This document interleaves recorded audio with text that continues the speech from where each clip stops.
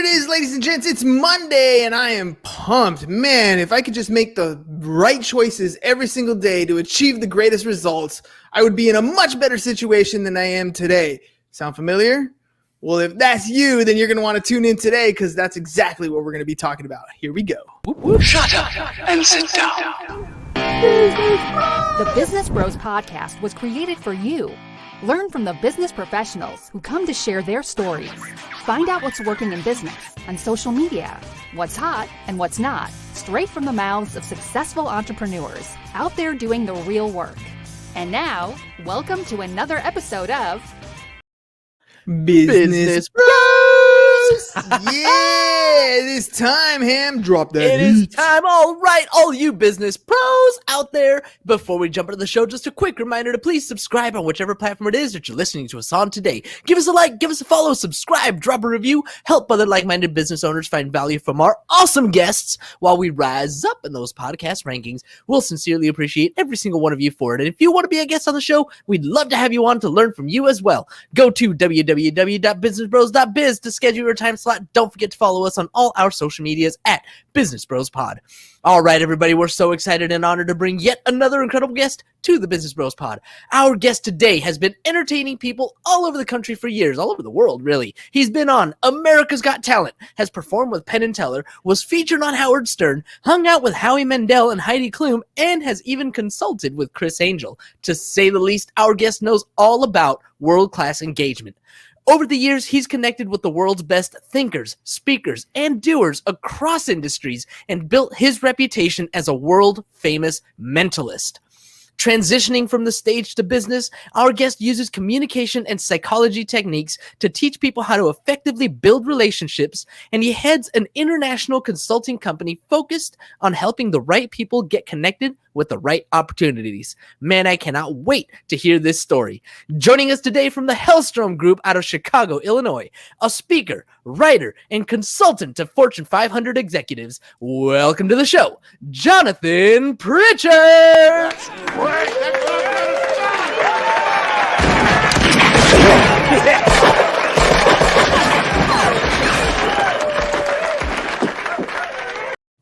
Well, the audience sort of tongue on that one. Woo!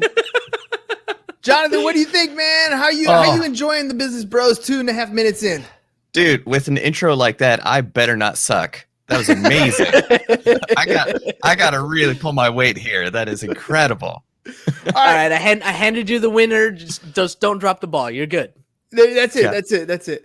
All right, Jonathan, I want to know a little bit about that magnificent resume you've had. You've worked with some extremely famous people on some great sounding projects. Take me back to your humble beginnings, dude. How do you go from being born, nobody knows who you are, to all of a sudden working with some of the greats in life? It was not a short process. I grew up as a super shy kid. Everybody thinks I'm extroverted, but I'm actually super introverted and shy. And then growing up, I realized that was not a winning combination. It seems to be the people who could speak up for what they wanted tended to get it. So even though I prefer to be by myself, that's not how I get paid. So I learned outgoing behaviors, and I met mentors who taught me how to get out of my shell. Mainly that was through learning how to juggle knives when I was 13 years old, hammer nails up my nose when I was 15, eating fire when I was 18 years old. They taught me how to perform. So that wasn't me on stage. That was the character saying the script, doing the things that my mentors taught me how to do. So that was really easy. And I got paid $200 as a 13-year-old kid to entertain a company's summer picnic.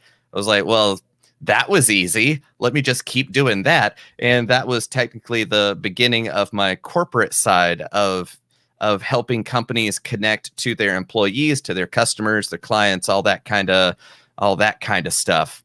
So yeah. I say, hold up, wait a minute. Yeah, I was gonna say the same thing. So the secret to success, ladies and gentlemen, is to learn how to eat fire and hammer nails up your nose. That's it. That's the end of the show. That's all we need to do, right, Jonathan? We can do that. We're good. We're set.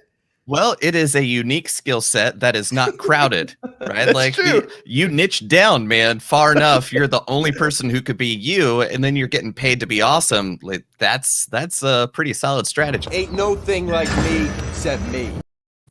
And you got Exactly. and you got that thing down packed. Okay. So you learned a skill. I think based on what you're describing there, you kind of mentioned the character and the person being on stage. And the thing about that is, isn't that what we end up doing in life anyways? Like whatever it is that you get to do in business, you really are trying to learn a script from somebody who's already been successful at it. And if you can learn that script and make it your own, that's the key to success. Hey, Jessica, how you doing? Right. Hey, Jessica, great to see you. So yeah, basically the long story short is when you have your script, you have a straight line from start to finish of exactly knowing what to do, how you're going to get there, and what the final effect is going to be. And then you've got the freedom when something happens in the middle of your show, something fun happens, it's because you've got your script that you can wander off the path, have a little detour, have fun, and then know how to get right back on track. If you don't have that path, you're just out in the jungle wandering around. And to the point of having your character defined, your on-stage character is the best version of you without any of the distractions added in. And that's kind of what you want in life, which is the best version of you with all the negative stuff not included. So your life is the process of getting rid of the stuff that doesn't work for you, that is actively bad. And then what's left is the awesome version of you, and then dial that up to 11 when you need to. I think he's wonderful. Yeah, I think he's wonderful too. Are you talking about the professional persona that you want to put out there? Oh, what's up, mama? Or are you talking about like developing the greater you? What's up, Posh? I'm like, the reason why I'm asking this is, there's a lot of people who drop what they're doing and follow a passion, or decide to go headfirst into a business, and they don't really realize that it's not really the end result. The end result is great and we want to get there, but it's the process of becoming that person who can achieve that end result. That's really where the journey is. And I think when you're talking about that persona on stage, that perfect, where you're taking out all the crap and kind of just building up that personality trait, isn't that the process? Big picture, I think that there is no separating the personal you and the business you. You are you, and how you show up anywhere is how you show up everywhere. So why not be awesome in as many different dimensions as you can? Because the more you try to compartmentalize and separate, the more disintegrated your life becomes, and you're going to just wind up being exhausted trying to maintain this separate life and that separate life. I've had a stage name. I know exactly how that works. It's exhausting. You've got some people who know you by this name. You got some people that know you by that name. And then when they meet, it's really confusing. Then you got a lot to explain. So that's a huge deal. On the other side of things is I'm not one of those people that encourages people to go follow their passion, to quit their job today and then go all in, burn the boats, and there's no going back. Because you already have full control of your time. You already have full time freedom. You just have the best strategy for making use of that free time. And the best way you know how to monetize it is by going to work, by having that job. If you made more money, from your time by running a business, you would have kind of already been doing that by now. So the fact that you quit your job to maximize your time, you haven't developed the skills to maximize the value of that time. So don't quit your job. Use your job to pay the bills, to have stability so that you can focus on cultivating other skill sets. And that's your side hustle. And even, I hate the word hustle too, because I don't care how much you're hustling. I want to know how smart you're being, right? Mm-hmm. Like you could be hustling by moving stuff with a wheelbarrow, or not even do that job in the first place and go get paid to be a copywriter, right? Like, so I'm not a hustle bro either. It's just like, learn valuable skills to maximize your time. That's how you leverage your freedom. I heard good at something, never do it for free. That's absolutely right. I heard it said that you can't really manage time. Time will continue to tick on. You can't really manage it. What you can manage is the activities that you do. So the things that you do with the time that we have on this planet, that's where you're going to get the most effective. And when you're talking about, people not quitting their jobs and going to that 8 to 5, the other side of managing those activities is the motivation to do so. right? Like, you're right. Not, quitting your job and following your passion, not the best thing for everybody. For a few, it's really good, right? They need to burn the ships. But for others, having that stability is important. But having that stability also takes away from that motivation, right? Like, I can put it off till later because I don't have to do it now. I don't have to get, develop this thing or put to market this widget or whatever the situation is. So we procrastinate on these things. What is something that we can do in our day to day to refocus in? Because maybe it's not a passion, but it could lead to the accessibility of more time. It could lead to that additional income stream. It could lead to these other things if we just put our, I guess, the hustle on a little bit, because you do kind of got to push past the 8 to 5, right? Right. And motivation is an emotion. It's a feeling. It's a response to a particular set of circumstances. And I don't know what great thing has ever been achieved because you felt like it. Motivation is the worst strategy for accomplishing great things, for accomplishing long-term projects, for making your long-term focus a reality. So I am fundamentally opposed to a lot of motivational speakers who get paid to make people feel motivated, but don't actually give them skill sets or tools that they can use to accomplish outcomes. So you won't ever hear me spouting, you need more motivation, because that's a real easy way to blame the victim. Oh, you just didn't feel motivated enough. It wasn't that my system doesn't work. It's because you didn't feel like it. So I don't think motivation is good for results. Results get you motivated, and effective strategies are what get you those results. And that's what encourages you to keep going. So that's why I'm never going to blame people because you didn't feel like it. You either did or you didn't want to do the thing. And the quality of the strategies you used to create the outcomes you wanted, that's what you should be judging success by. So it's that most people use ineffective strategies to accomplish the outcomes that they wanted. And that's what they say is, oh, I didn't have enough motivation. You could have an infinite amount of motivation, but if you're using a strategy that is just incompetent, you're never going to get the results no matter how you feel about it. So I just completely sidestep the motivation issue and say it's a strategy quality issue. And how willing are you to sit down and work on those strategies? That's the most valuable way to focus. I love that. Losers always whine about their best. That's damn right. So okay. So I'm on board with you. It does take the action. It does take the results that are going to drive that motivation. What about finding that mentor, finding somebody that's going to help you get there to develop these strategies, right? Because you can figure it out on your own, but that's a lot of holes to be stepping in, a lot of mistakes to make when there are other people who have already successfully done something that you want to achieve. So how did you go from, hammering nails in your nose to actually turning into something that was viable, something that was like, you were making good money past the age of 13 and making something of yourself? Be coachable. That really is the rock solid bottom of it, which is awesome people want to know and work with awesome people.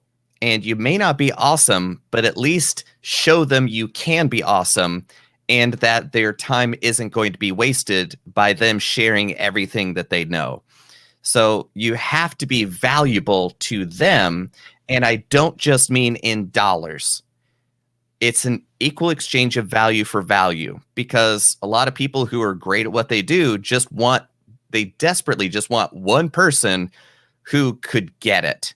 But everybody that they've seen so far, there's no way that they're going to show them everything on how to make $1 million, because what have you done with the $5 you got?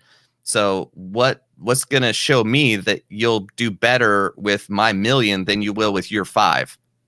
So being coachable is the first step. And a way that I like to explain what that looks like is when I do the entertainment side of what I do, where I'm on stage in front of 3,000 people at a conference as a keynote speaker, whatever. I'm doing my demonstrations of mind-to-mind communication, influence, these impossible things. People come up to me afterwards and they go, "Tell me how you did that." Like, okay, that was a request for coaching. That was a request for mentorship. Tell me how you did that. I'll tell you how I did it. Very well, thank you. Thank you. Thank you. Oh, yeah. You enjoyed the show. Great, great. So that kind of, you owe me an explanation because I demand it. Yeah, I don't think so. Nope. Then there are people who go, I've really been interested in mentalism, in whatever it is that you do. Can you teach me? Well, that's better. Then I'm going to come back with, so what have you learned already? What books have you read? What have you tried? What interest do you have? And they go, oh, I haven't read anything. I've just always really wanted to. I now know that that's their polite way of trying to be relatable to me. Not that they're actually interested. Because if you were interested before my show, you would have done something by now. Mm-hmm. So I go, well, if you're interested, check out this book, and that book will be perfect for you. That's the best starter to do it.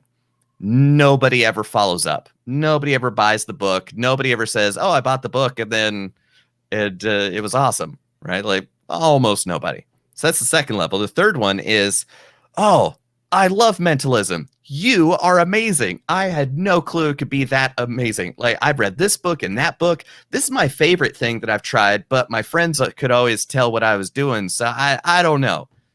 Good luck shutting me up. Mm-hmm. I'm gonna do the rest of the autograph line. Then that guy and I are gonna go out to a diner and hang out for 3 hours talking shop.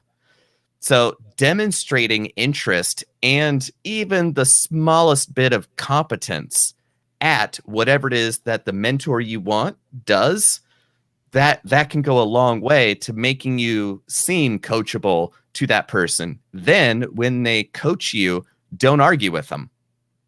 They're the master here. They know what is, you don't. You're not there to show how smart you are. You're not there to, well, have you ever considered doing it this way? Nope. You're there to shut up, listen, have them impart their wisdom, go execute it 50 times before you start arguing. And then on time 7, you realize what a genius they are. So then you just shut up and execute, and suddenly you're getting what they've been getting for 50 years. It's awesome.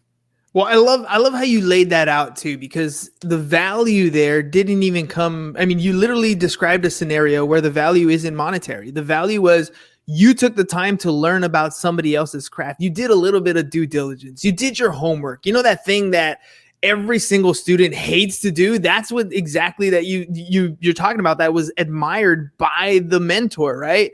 Because they don't want to, and correct me if I'm wrong, but you just don't want to waste your time. You want to talk about the things that you're doing. You want to show other people what it is that you're up to and how well you're doing it and all these cool things, and maybe even bounce ideas off them. They're just not at the level that you are. Is that correct?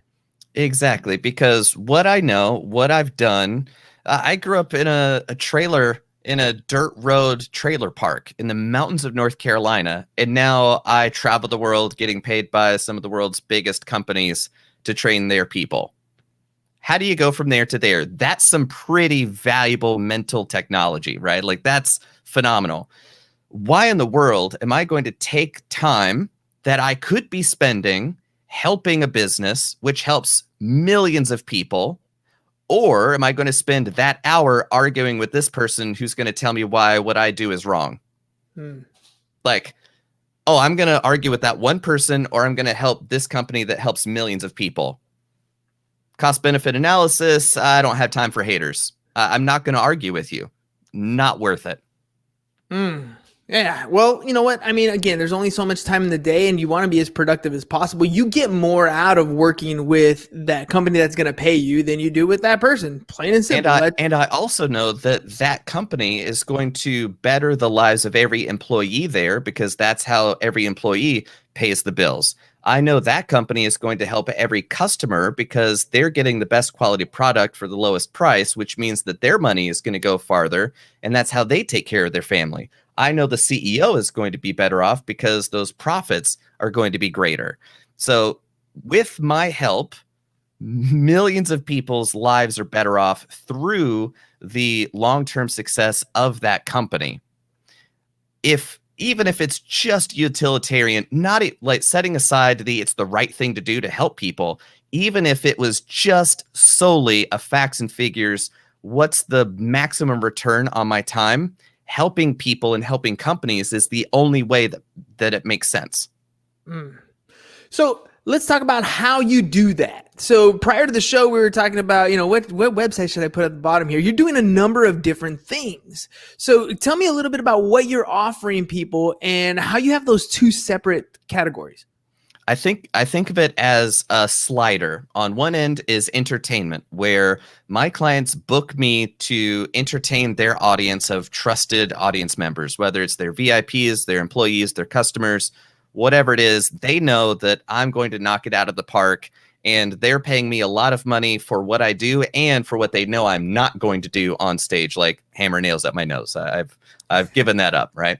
So there's the entertainment side. So as an entertainer, anything under the sun you could imagine, I've done that. Entertain the troops overseas, like I said, going out for America's Got Talent, all that stuff. Then the other slider is everything I do on stage is applied psychology, showmanship, and just having the motivation to do it, right? Just the gumption to pull this stuff off. Then I teach people all the psychological techniques that are going on stage and in my own business that they can apply in their own business.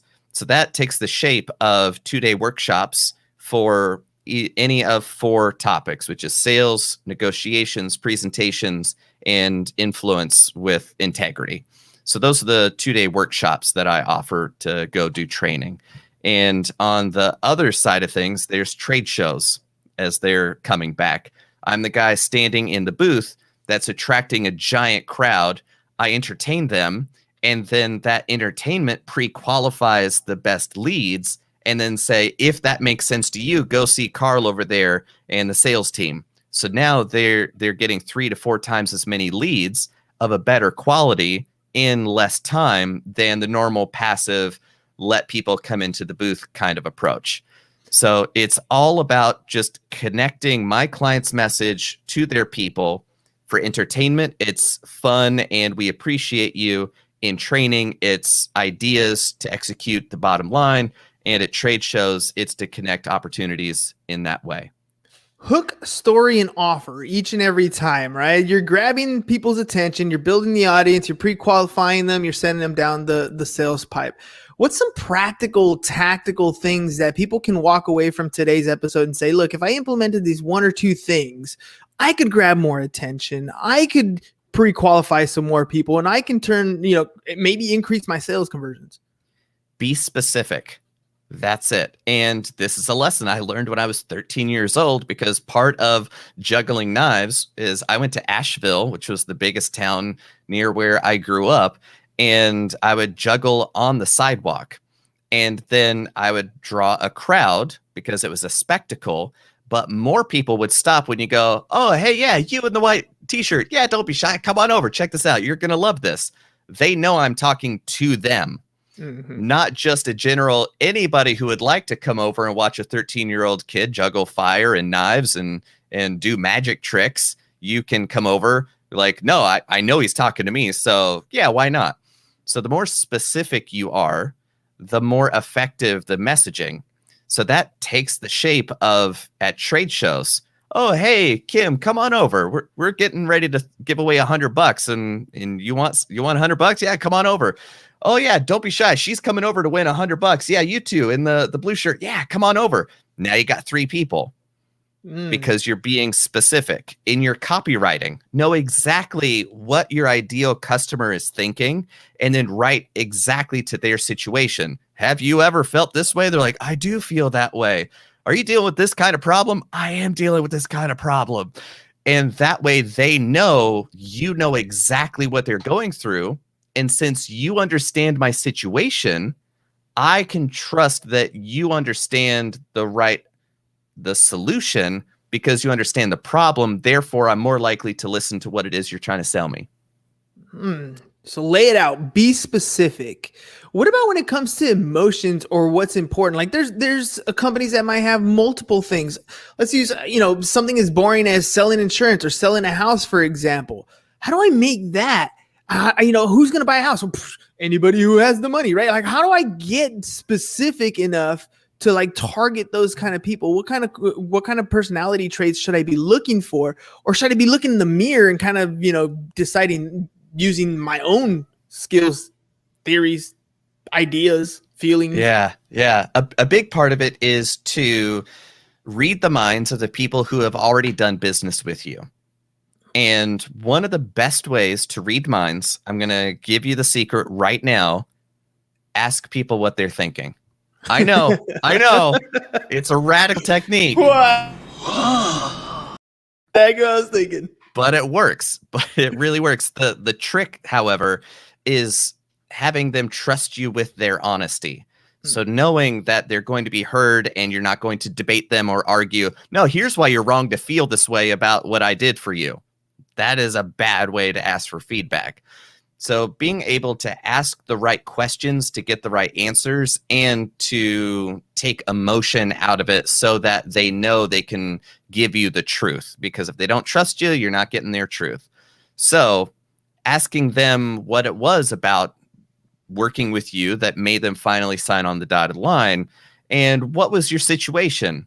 You're going to start to see overlaps of similarities where the details are different, but the situations are the same. And then that starts to give you the outline of the ideal person that you want to focus on.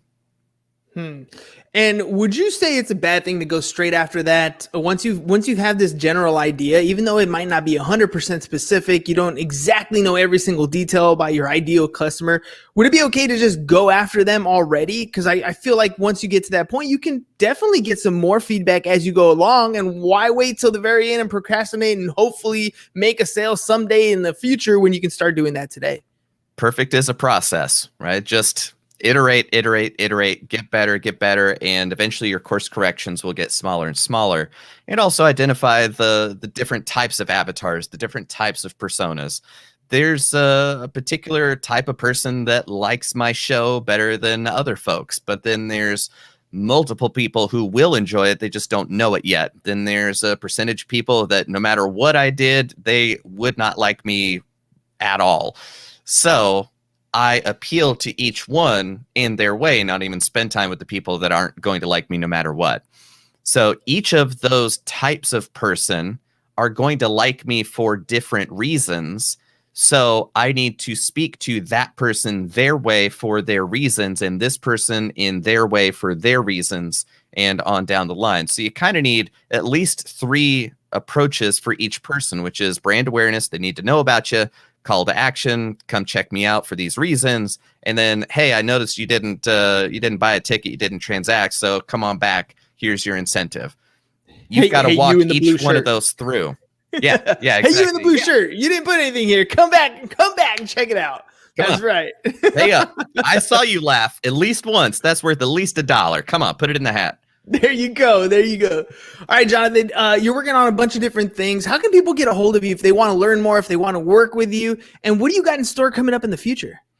Let's see. If you want to get connected, the best, most public place is on Twitter. That's where I'm active all day long. Yep, right there. So that's my handle, Minderfolden. So if you just want to connect socially, that's the place to crawl inside my head. If you want to find out more about me, jonathanpritchard.me is my hub of everything. And if you are an HR director or a sales VP guy who wants to train your team, you go to hellstromgroup.com, and that explains all the training that I do for corporate clients. And I'm spooling up elite.university, which is where I'm going to be sharing a lot of my training and ideas and strategies and techniques and everything for folks that don't work at megacorps, who don't have awesome sales directors that'll bring in people like me to train them. If you're out in the metaphorical desert and you want to know how to do what I do, that's where I'm sharing everything. I like that metaphorical desert, or just quite literally in the desert, if that's where you're in the at, desert. Yeah. If you're literally there, go ahead and hit them up. Jonathan, thank you very much for taking time, man. What do you got planned here in the future? You've done quite some amazing things already. Everybody wants to level up when they get to a certain level. What's next for you? I don't even know. Well, I just got married, so that was kind of a neat level up. So, working on that personal dimension of my life seems to be going really well. Well, congratulations. Another one bites the dust, ladies and gentlemen. My parents have been married 40 years today. Actually. That's amazing. I was gonna jump in here for that. Yeah, Congratulations, Mom and Dad. Well done. Yep. Happy anniversary, Mom and Dad. We just want to make sure, throw that out there. They're probably still watching. There you go. Jonathan, thank you very much, man, for coming on the show. Ladies and gents, make sure you pick up some of Jonathan's information. It's funny. James's middle name is Jonathan. So if I say nice. James Jonathan, now you know why. So if you guys need any of Jonathan's information, I'm telling you, he's probably already knows what you're thinking. He's a mind reader. Plus, he doesn't have any screws loose, but he might have a couple nails loose from all the years of sending nails. You're not the only one cursed with knowledge. Exactly. All right. Jonathan, thank you very much for coming on, man. Ladies and gents, we'll see you guys mañana. Peace out, y'all. Have a good one. Thank you for listening to the Business Bros Podcast. Are you looking to get more clients or to increase your income? Hernan, the business bro, can help you generate referrals through the power of podcasting. And James, the insurance bro with Pipeline Insurance, can help you effectively add insurance to your existing business. If you are ready to create wealth today and generational wealth for tomorrow, email businessbros@seeusfirst.com to schedule a free consultation or join the Business Bros Network, www.businessbros.biz.